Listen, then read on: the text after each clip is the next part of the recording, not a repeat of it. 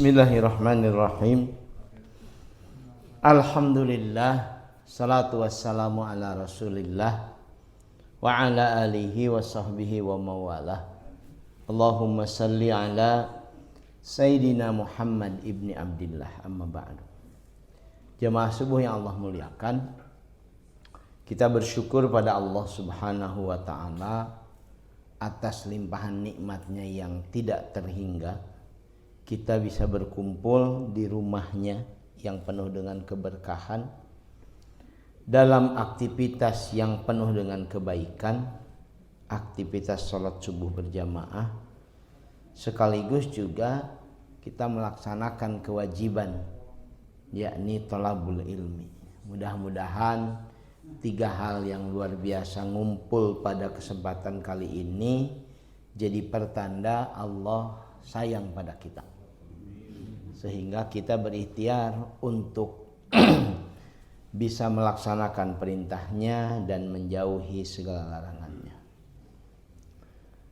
Jemaah subuh yang Allah muliakan, kita akan membahas kalimat hikmah dimuat dalam kitab Hikam Ibnu Athaillah ke-17, 18, dan 19. Beberapa kitab rujukan yang saya baca menempatkan nomor ini berbeda. Ada yang menempatkan 17, 18, 19 ini satu nomor. Ada yang merincinya jadi satu-satu, bergantung kepada si pensarah, pemberi komentar dari kitab itu. Dan kitab Hikam ini sepengetahuan saya, Bapak-bapak, kitab yang sangat banyak syarahnya, banyak banget. Mungkin di Indonesia saja yang saya pernah baca lebih dari 10. Belakangan ternyata setelah dibuka lagi lebih dari 50 ternyata syarah kitab Hikam. Saking menariknya kitab Hikam ini bagi sebagian orang. Mari kita lihat uraian Ibnu Athaillah di bagian yang kita bahas sekarang. Kaifa yutasawwaru ayyahjubahu syai'un wa huwa alladhi adhara kulla syai'. Bagaimana mungkin bisa dibayangkan kalau sesuatu bisa menjadi penghalang atas Allah, wa huwa alladhi adhara kulla syai', padahal dialah yang menampakkan segala sesuatu. Ini ungkapan yang kalau rada sulit dipahami, ya memang tidak mudah memahami ini. Selain butuh perangkat-perangkat ayat, hadis, dan penjelasan yang lain, ada satu ketika belajar tasawuf itu ada satu kondisi yang harus dipahami oleh kita semua. Allah subhanahu wa ta'ala itu adalah laisa kamitslihi syai'un, sosok yang tidak ada bandingannya apapun, tidak ada persamaannya dengan apapun. Jadi kalaulah ada yang mempersamakan, memberikan contoh, itu sekedar sebagai upaya untuk memudahkan pemahaman. Termasuk dalam penjelasan ini, bagaimana mungkin orang seperti kita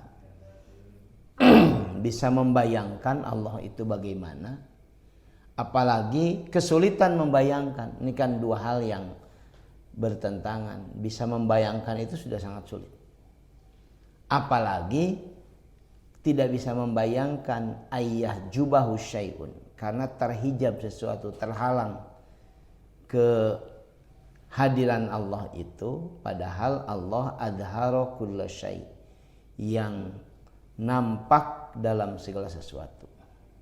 Seringkali penjelasan ini menimbulkan misunderstanding dalam memahami Allah Subhanahu wa taala. Misalkan sederhananya Bapak-bapak, kalau ini saya gunakan sama santri, kalau Bapak-bapak mungkin terlalu rendah nih contoh.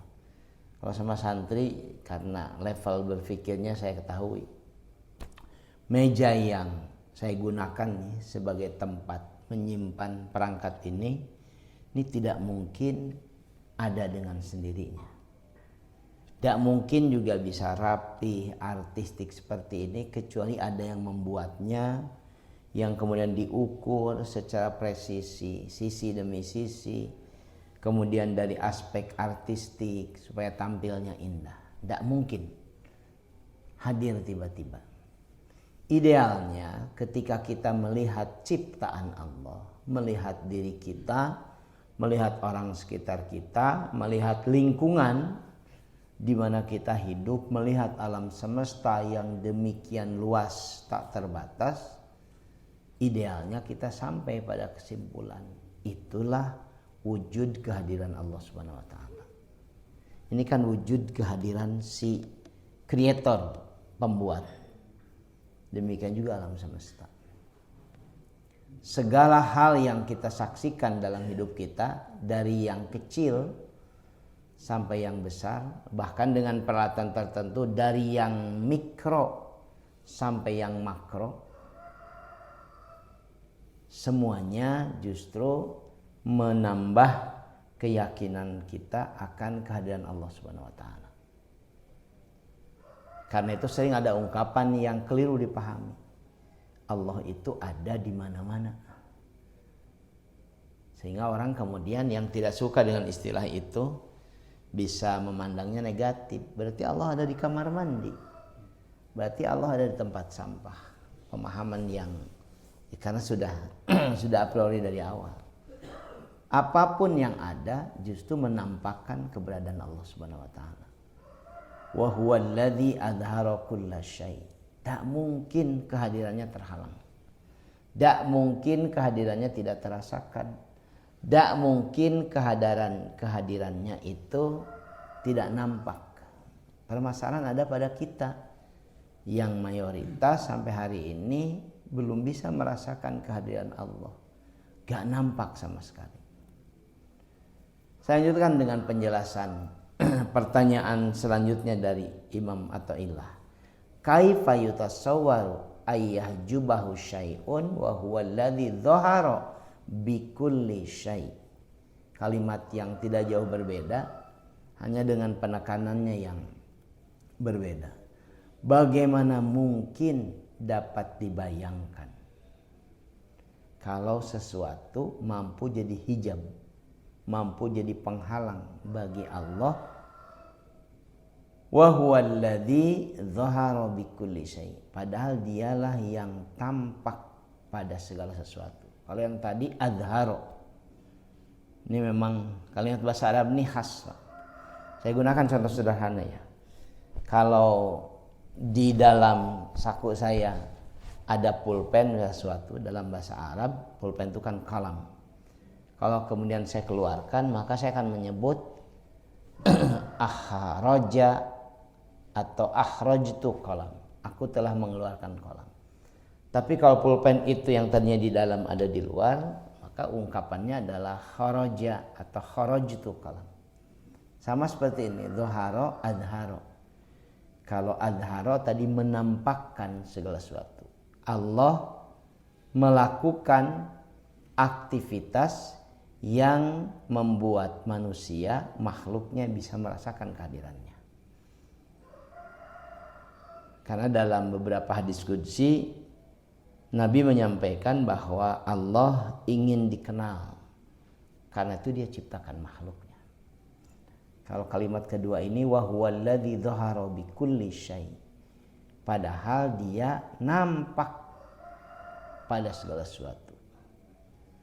Semakin kita berikhtiar untuk mendeteksi, merasakan kehadirannya, akan semakin nampak bahwa memang Allah ada pada segala sesuatu. Dari hal yang mikro sampai yang makro. Sekarang menyebut yang mikro itu karena saya pernah beberapa kali, mungkin puluhan kali bahkan, menyaksikan menggunakan mikroskop. Juga menyaksikan beberapa video yang divideokan melalui mikroskop elektrik yang biasa digunakan untuk melakukan operasi di pembuluh darah dan sebagainya. Sangat kecil. Betapa menakjubkannya tubuh manusia. Salah satu jamaah saya kebetulan dokter jantung. Beberapa video ditunjukkan ke saya, takjub ya, luar biasa.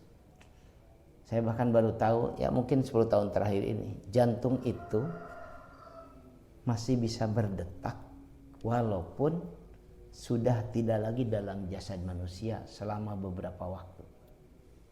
Sehingga dia bisa dipindahkan, ditransplantasikan dari tubuh yang satu ke tubuh yang lain selama cocok.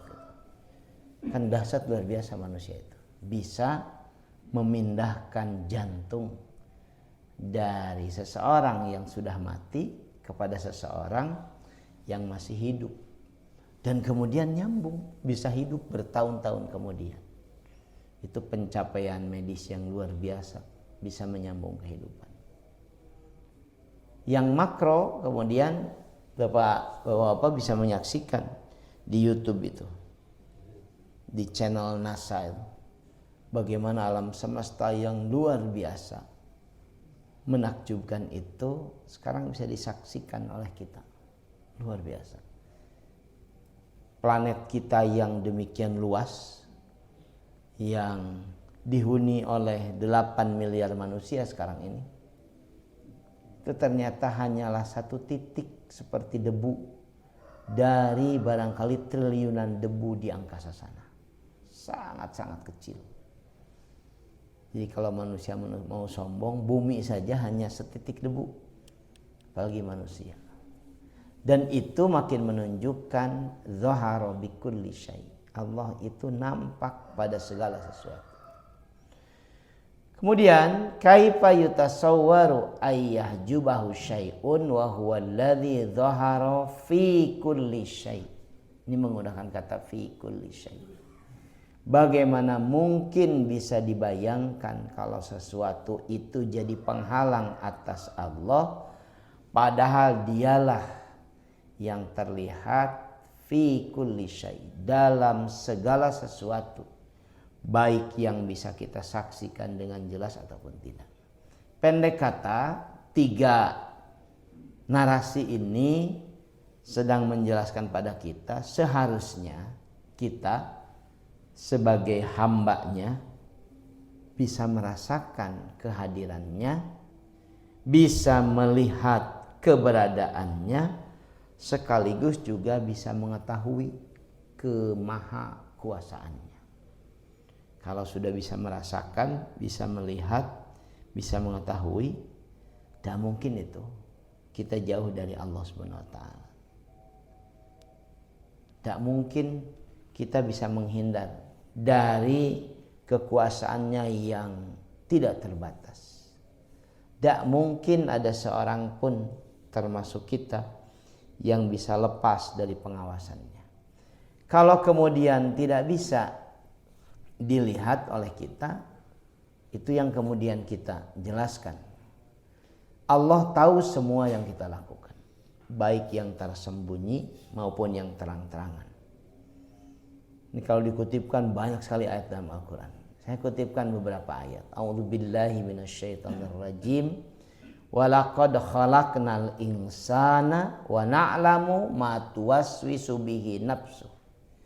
Wa nahnu aqrabu ilaihi min hablil warid. Sesungguhnya kami telah menciptakan manusia, dan kami tahu apa yang dibisikkan oleh hatinya. Ma tuwaswisu bihi nafsuh. Dan kami lebih dekat, bukan dekat, artinya lebih dekat itu sangat-sangat dekat dibandingkan min hablil warid, kabel di lehernya, urat lehernya. Urat leher itu adalah, kalau saya baca dalam literatur bahasa Arab ya, adalah urat yang sangat sensitif karena digunakan ketika kita bernapas, ketika saya ngobrol, ketika makan, menghirup udara, sangat sensitif. Dia bergerak. Bisa demikian nampak ketika mungkin sedang emosional dan lain sebagainya. Kalau urat leher saja bisa demikian dekat, Allah menegaskan dirinya. Wa nahnu, kami ini aqrabu ilaihi min hablil warid, lebih dekat dari urat leher manusia. Dengan kata lain, tak mungkin tidak terasa, sangat dekat. Kalau kita tekankan tangan kita oleh kita sendiri akan terasa detaknya itu, nadi itu. Bahkan bisa jadi ukuran 1 menit berapa kali misalkan. Kalau diperiksa di rumah sakit kan diperiksa nih nadi, kemudian tensi. Terasa. Bahkan ada ukurannya, bisa terdeteksi lewat garis di mesin-mesin tertentu. Idealnya, Bapak-bapak yang Allah muliakan, Allah tuh terasa. Dekat sekali. Sekali lagi, idealnya terasa. Kalau belum terasa, nah itu yang kemudian kita bahas lebih jauh. Huwallazi khalaqas samawati wal arda fi sittati ayyam tsumma stawa 'alal 'arsy ya'lamu ma yaliju fil ardi wa ma yakhruju minha wa ma yanzilu minas sama'i wa ma ya'ruju fiha wa huwa ma'akum aina ma kuntum wallahu bima ta'maluna basir. Dialah yang menciptakan langit dan bumi dalam 6 hari. Kemudian dia bersemayam di atas arasy. Dia mengetahui apa yang masuk ke dalam bumi, apa yang keluar darinya, apa yang turun dari langit, apa yang naik kepadanya. Wa huwa ma'akum aina ma kuntum, dan dia selalu bersama kalian dimanapun kalian berada. Wallahu bima ta'maluna basir, dan Allah Maha melihat semua yang kalian kerjakan. Bima ta'maluna basir, semua yang dilakukan oleh kita Allah Maha melihat. Kalau ini masuk Pak, meresap dalam pikiran kita, jadi keyakinan dalam hati kita, jadi belief dalam istilah teologi itu, maka saya yakin tuh gak mungkin kita akan melakukan maksiat secara sengaja. Karena hafal Allah Maha melihat. Beberapa hari ini kan kita nonton atau membaca berita yang menurut saya mengejutkan juga.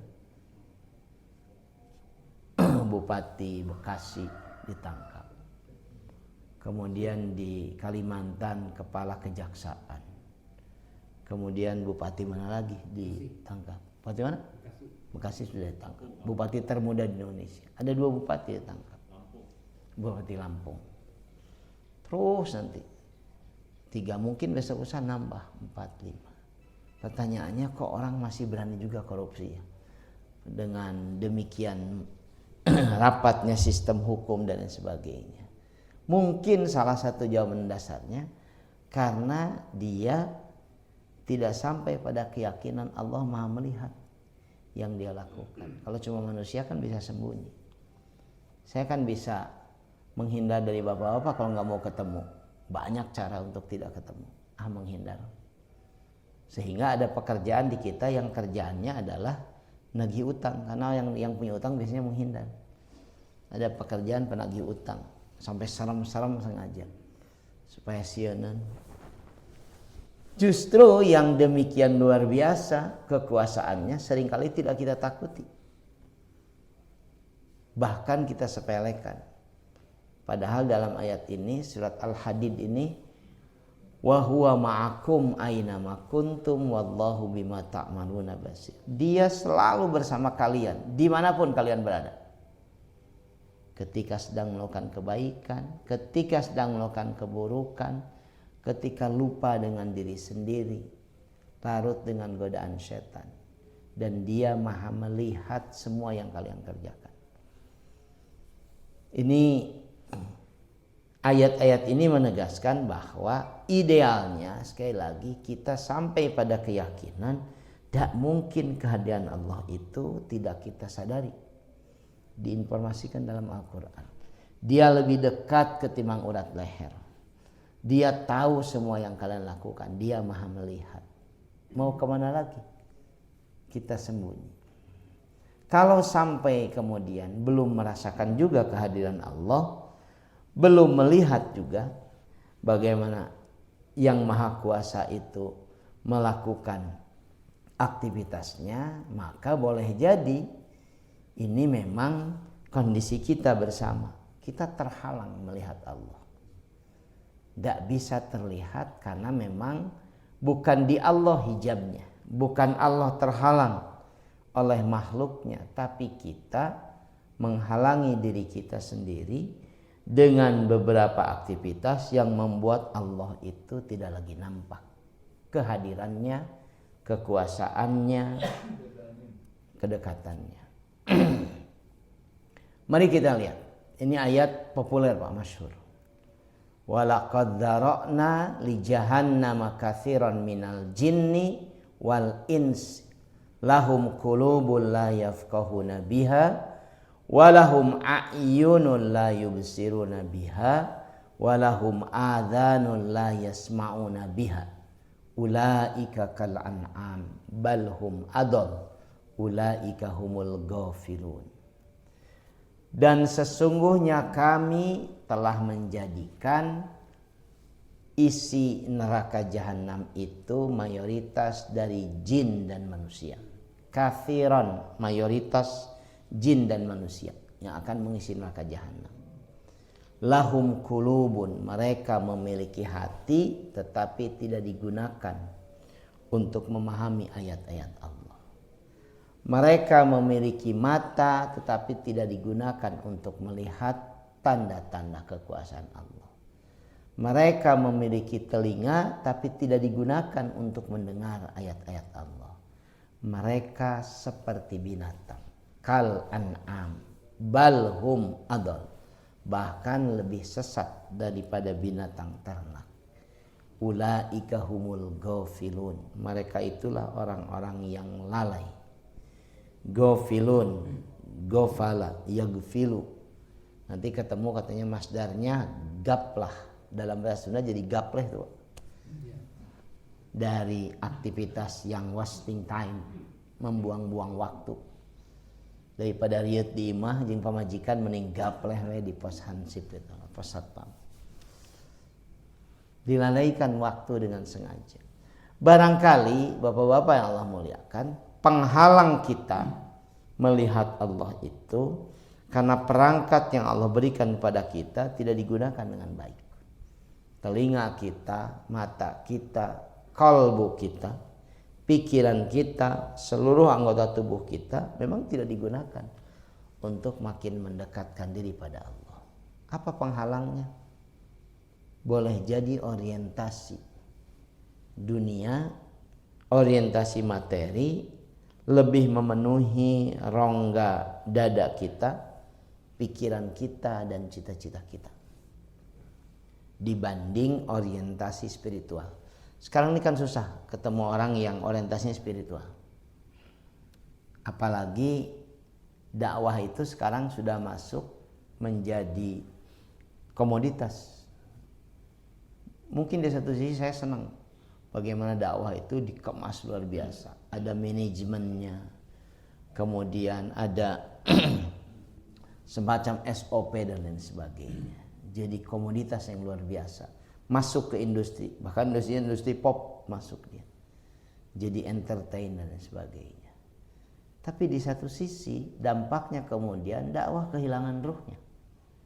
Karena jadi komoditas, orang menganggap, mayoritas orang yang saya tahu, terutama anak-anak kita, menganggap dakwah itu adalah ceramah, tampil, perform di muka umum. Itu dakwah. Jadi kalau berumah tangga dengan baik, kemudian mengajarkan Quran dengan baik, mengajak melakukan kebaikan, tidak terbuka terang-terangan, tidak melalui media-media, mimbar-mimbar sebagainya, dianggap bukan berdakwah. Padahal berdakwah itu membangun peradaban. Para dai itu punya kewajiban untuk jadi model, untuk jadi role model. Bagaimana dia menjalani hidup sesuai dengan syariat, sesuai dengan kapasitas dia. Bagaimana membangun keluarga, bagaimana kemudian berinteraksi sosial, bagaimana kemudian mewujudkan syariat itu dalam kehidupan kesehariannya. Ini yang sekarang makin langka Pak dilakukan.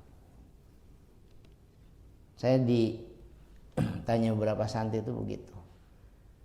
Abi Pak hoyong janten penceramah. Keren soalnya. Yang dilihat di TV luar biasa kan keren. Padahal dakwah adalah upaya serius untuk membuat kita selalu bisa merasakan wujud Allah Subhanahu wa taala. Apa maknanya? Menghidupkan ini, menghidupkan kolbu, menajamkan penglihatan, membuat makin sensitif pendengaran. Sehingga kalau sesuatu terjadi di sekitar kita, musibah saja misalkan, itu justru jadi sarana Allah mengetuk kita untuk tergerak. Bahwa bayangkan saja di awal-awal bencana Sumatera terjadi, ada beberapa pejabat yang komentarnya sama sekali tidak berempati. Ini kok gaduh ya musibah Sumatera ini di media sosial, padahal di kenyataan biasa saja. Itu kan sangat tidak berempati. Pejabat tinggi ngobrol begitu, gaduh di medsos, di kenyataan kan biasa aja.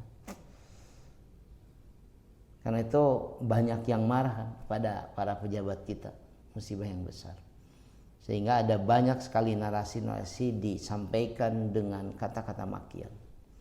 Kalau bukan ibunya yang mati, kalau bukan rumahnya yang hilang, kalau bukan anaknya yang kemudian hilang, hartanya hilang, gak mungkin para pejabat itu bisa merasakan betapa menderitanya orang yang kesusahan di Sumatera sana. Gak bisa kita merasakan. Kalau gak bisa merasakan, berempatilah. Empati itu kan level lebih tinggi ketimbang simpati. Ikut merasakan, karena ikut merasakan, kalau nggak bisa bantu secara materi, doakan supaya Allah memberikan kemudahan, Allah memberikan pertolongan. Dan itu adalah upaya dakwah. Itulah yang dilakukan dari aspek tasawuf, menghidupkan kolbu, menajamkan sensitivitas. Makin hari kita makin tidak sensitif. Ada banyak orang tua bahkan mengajarkan anak-anaknya untuk tidak lagi peduli pada banyak orang sekitarnya. Neng, kalau keluar rumah ya jangan suka senyum sama orang lain. Bahkan kalau ada yang senyum, biarin. Itu teh mau nipu. Jadi diajak suudon, kita diajarkan suudon sama banyak orang. Karena memang kehidupan kita demikian menakutkan. Semakin banyak orang-orang yang dengan sengaja menumpulkan hatinya, membuat kabur penglihatannya, membuat tuli pendengarannya.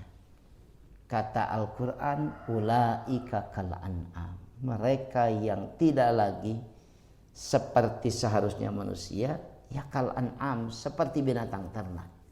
Balhum adol, bahkan mereka lebih tersesat dibandingkan binatang ternak.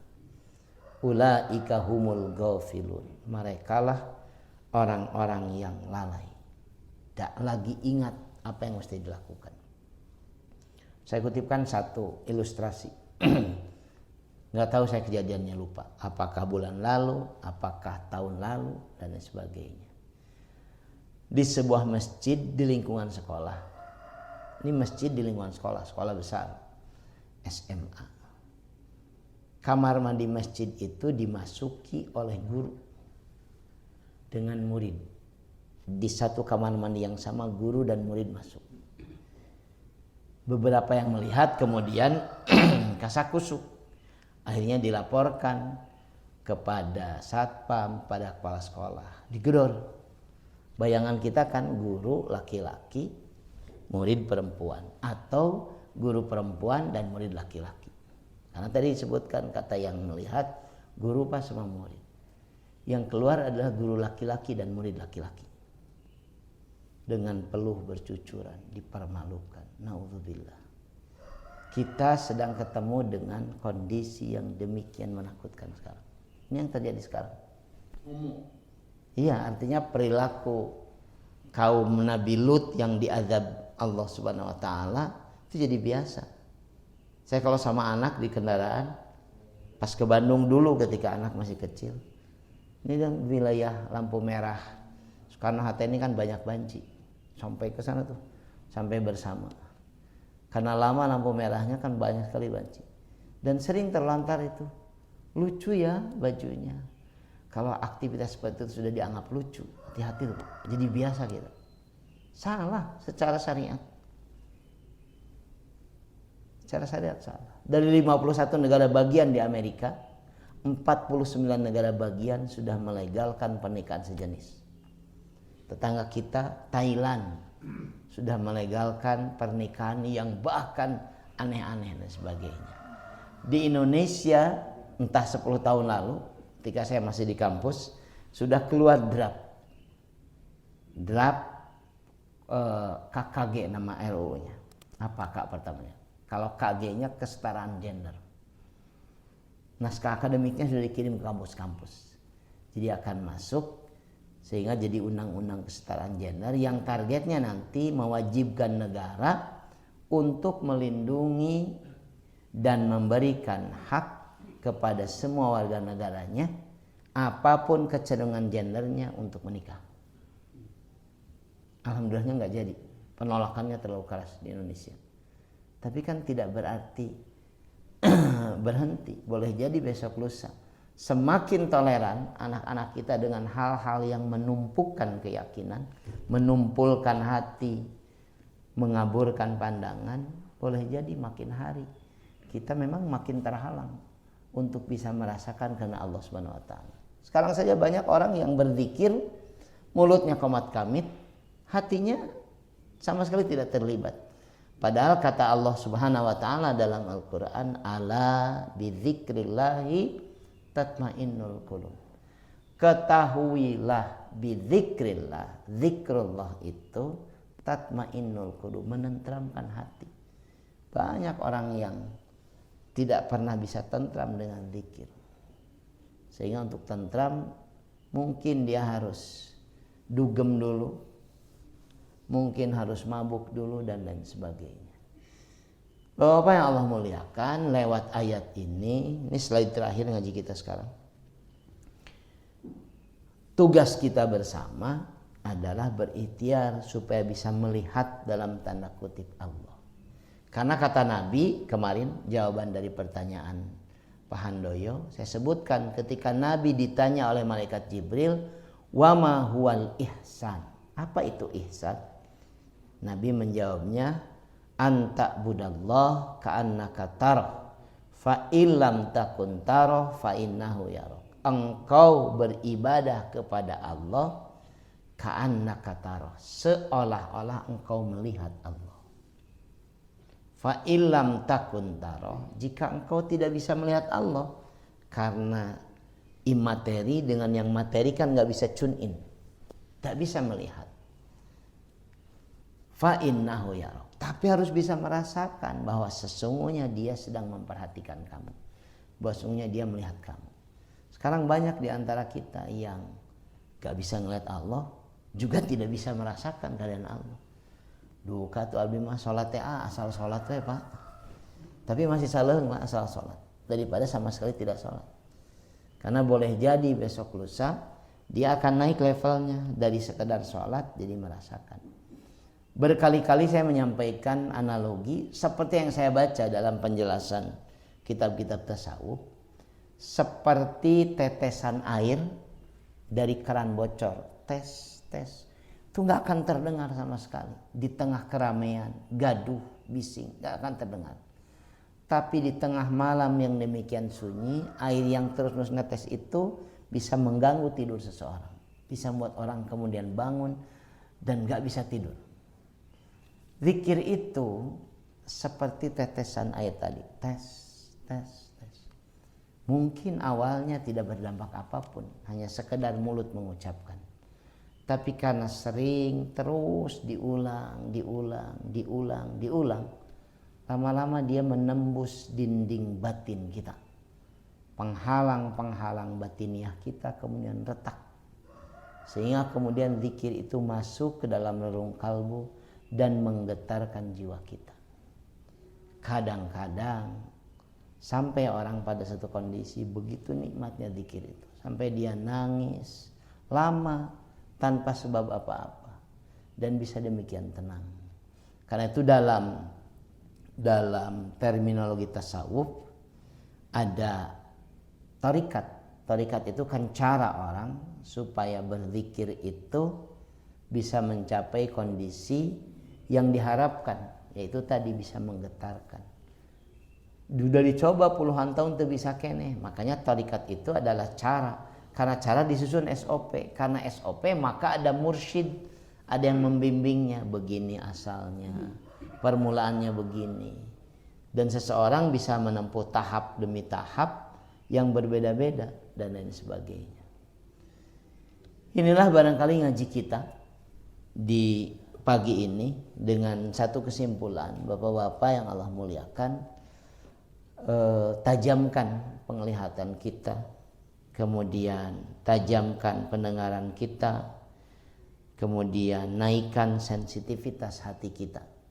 Mudah-mudahan jadi peluang kita untuk makin bisa merasakan kehadiran Allah dalam kehidupan kita. Mudah-mudahan manfaat. Kalau ada yang mau menyampaikan pertanyaan, mangga boleh, silakan. 1, 2, silakan.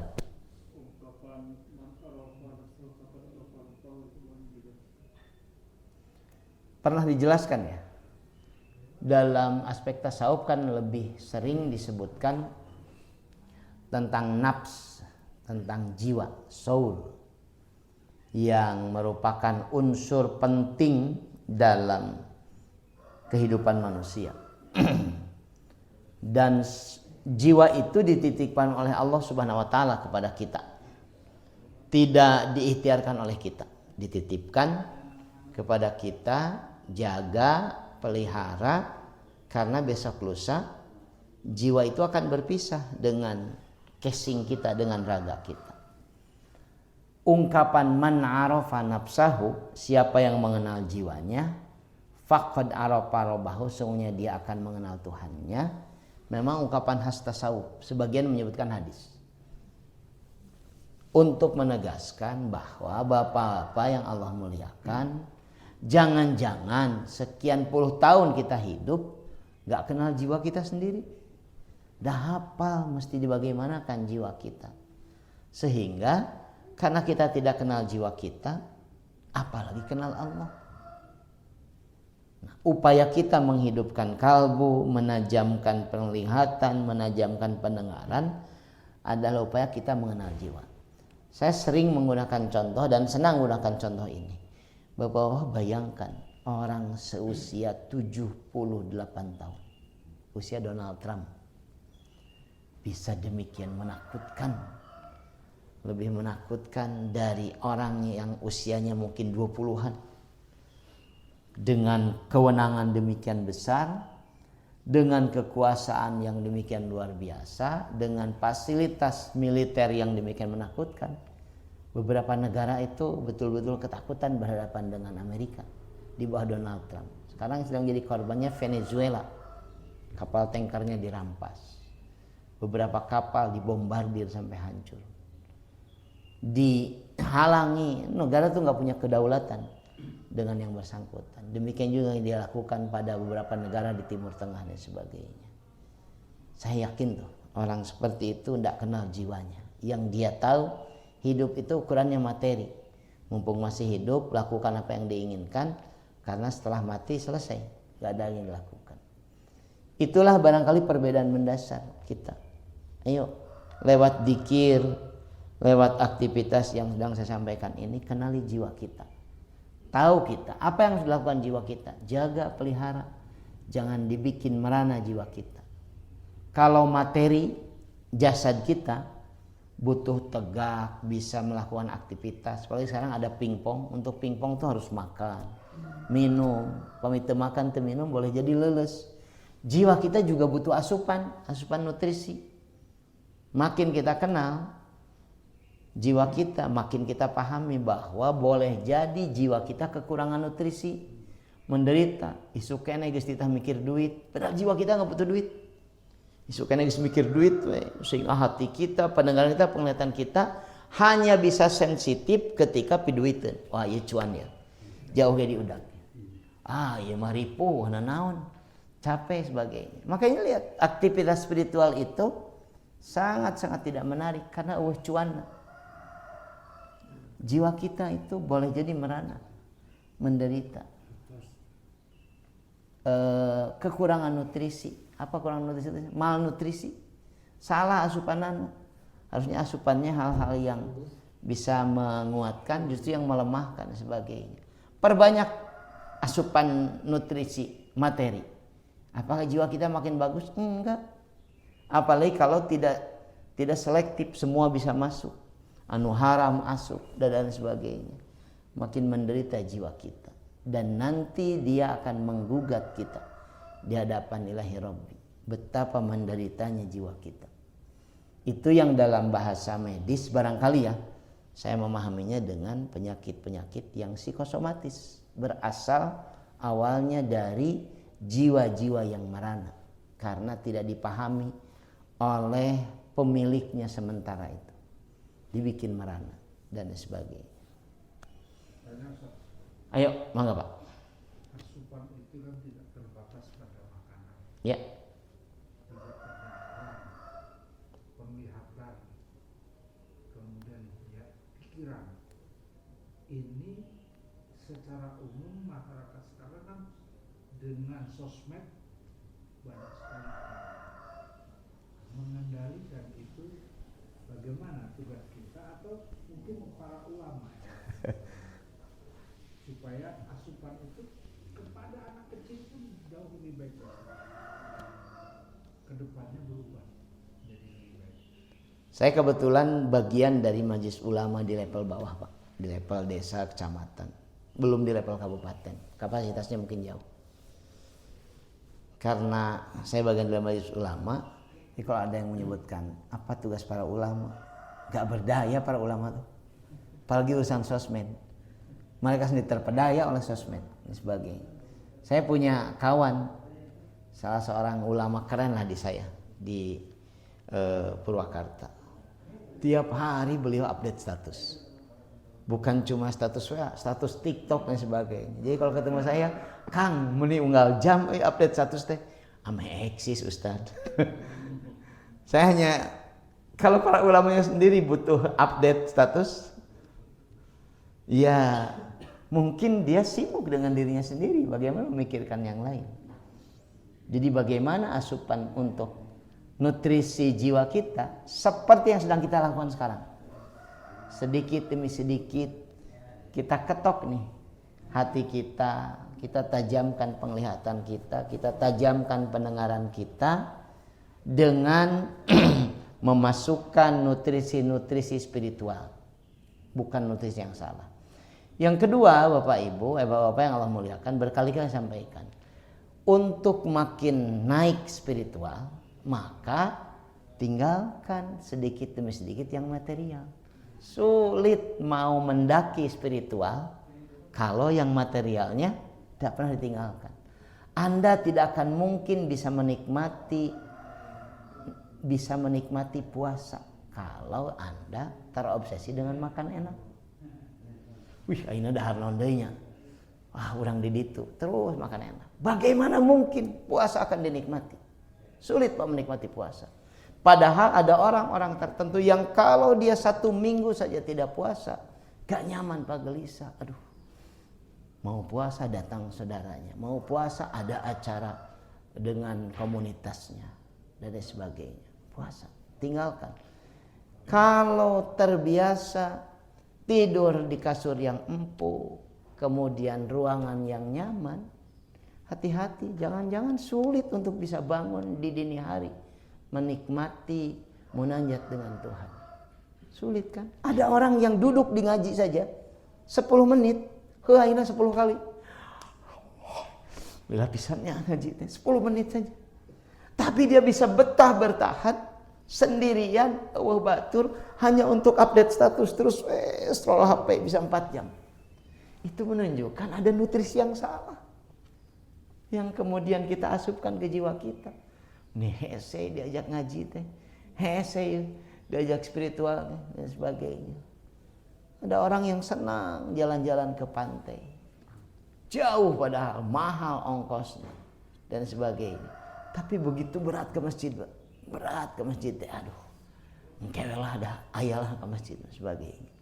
Jadi boleh jadi nutrisi spiritualnya memang salah. Kenapa? Karena bercampur dengan hal-hal yang materi yang membelenggu mengikat kita. Dalam pertemuan sebelumnya, bagaimana mungkin dia bisa merasakan kehadiran Allah kalau yang materi itu membelenggu dirinya? Sulit. Mau berangkat umroh, kumaha budak, kumaha kerjaan, gimana? Terus saja gimana? Begitu dia diberikan sakit, tiba-tiba masuk rumah sakit, kan ternyata bisa ditinggalkan semua. Apalagi kalau nanti mati, tidak bisa. Jadi memang mesti dilatih oleh kita. Dan ini bagian dari latihan kita Bapak-Bapak. Mudah-mudahan Allah berkenan memberikan kita kekuatan. Ini ngaji kita, mohon maaf kalau banyak hal tidak berkenan. Aqulu qouli hadza astagfirullah li wa lakum. Subhanakallahumma wa bihamdika asyhadu an la ilaha illa anta astaghfiruka wa atubu ilaik. Assalamualaikum warahmatullahi wabarakatuh.